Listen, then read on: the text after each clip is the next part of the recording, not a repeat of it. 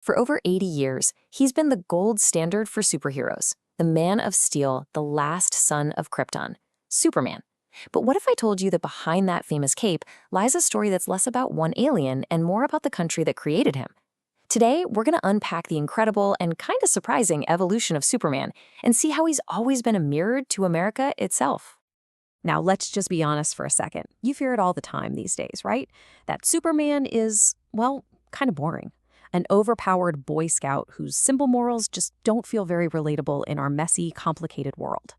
But what if that's missing the entire point? What if his real superpower isn't flying, but his crazy ability to change with the times, reflecting our own fears, our values, and our biggest hopes? I mean, just look at this contrast. This really gets to the heart of it. The Superman from 1938, he was a social crusader, a radical who had no problem breaking the law to fight for the little guy. But fast forward to 1955, and he's a totally different character, a symbol of authority, the perfect, wholesome citizen. So how on earth does a hero change that dramatically? Well, that's the secret right there. The reason Superman has stuck around for so long isn't just because he was the first, it's because he's so incredibly malleable. He is this perpetual work in progress, constantly being reshaped to mirror whatever America is thinking and feeling in any given era. All right, so let's rewind. Let's go all the way back to the beginning. To really get the original Superman, you have to get the world he was born into, the Great Depression. He wasn't dreamed up to fight aliens from space. He was created to fight injustice right here on the ground. Yeah, the guy who first showed up in Action Comics #1 was a direct answer to how helpless so many people felt. He was a tough, aggressive vigilante who would literally throw slumlords around and smash the cars of crooked politicians. He wasn't fighting for some abstract American way just yet. He was fighting for people who had been kicked around, and he had zero problem working outside a system that many felt had totally failed them. And his legend just blew up incredibly fast. But the funny thing is, a lot of his most famous traits didn't even come from the comics.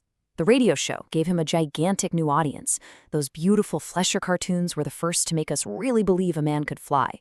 And yep, it was the radio show that invented kryptonite, finally giving our invincible hero a much-needed weakness.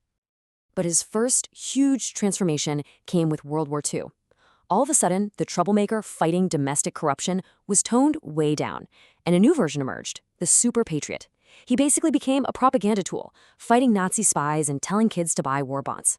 His mission was no longer just about the little guy. It was about protecting America, full stop.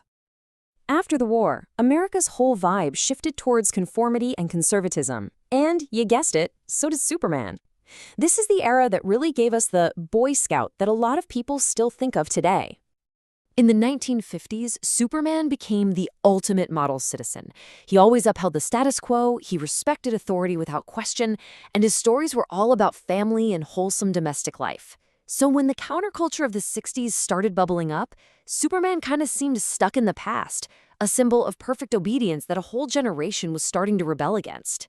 Plus, his powers got so out of control he was practically a god, which made it really hard to give him a real challenge.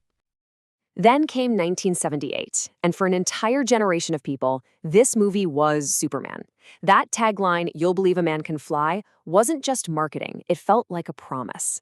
And the movie delivered this incredible sense of wonder and sincerity that just redefined the character for the modern age. You know, the film presented him in this really interesting way. He was completely flawless, a perfect moral and physical specimen. There's this academic term for it called a large other, an unattainable ideal. For an America that was just coming out of the chaos of Vietnam and Watergate, this perfect godlike hero was exactly the symbol the country seemed to need. He wasn't someone you could be, but he was someone you could believe in. But of course, that kind of perfection couldn't last forever. As America entered a more cynical, more uncertain time, so did its greatest hero. That single, clear vision of Superman started to crack. The 80s brought us a darker, more aggressive Superman. You could feel the Cold War tensions in the stories. Sometimes he was portrayed as the symbol of American military might.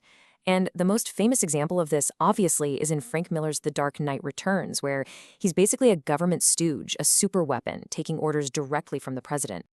All of this led to a huge event in the comics. By 1986, the creators felt like Superman had just gotten way too powerful to be interesting anymore.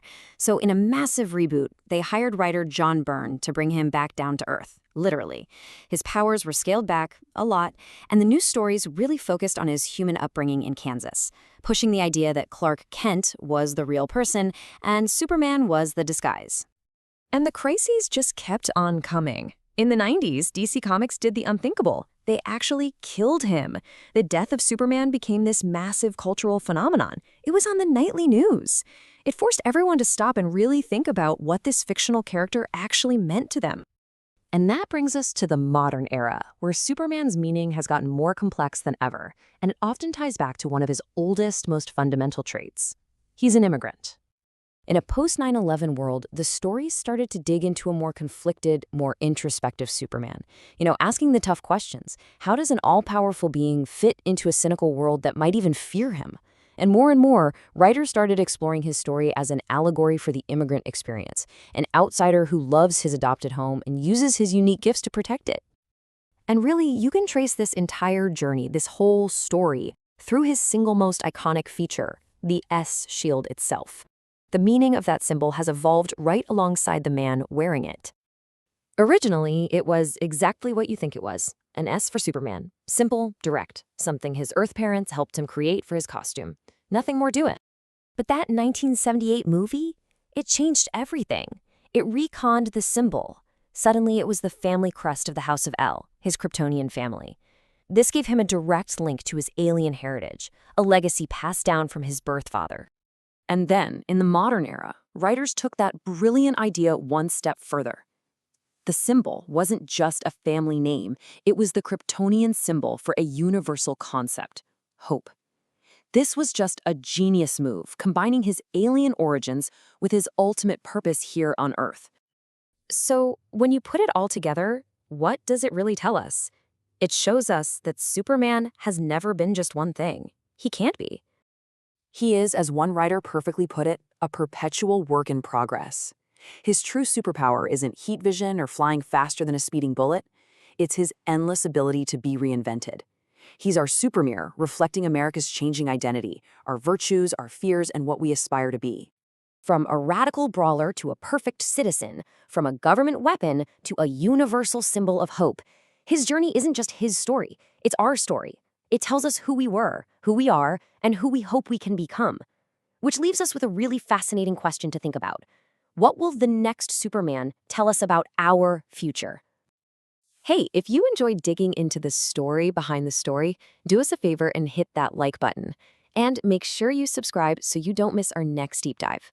Thanks so much for watching.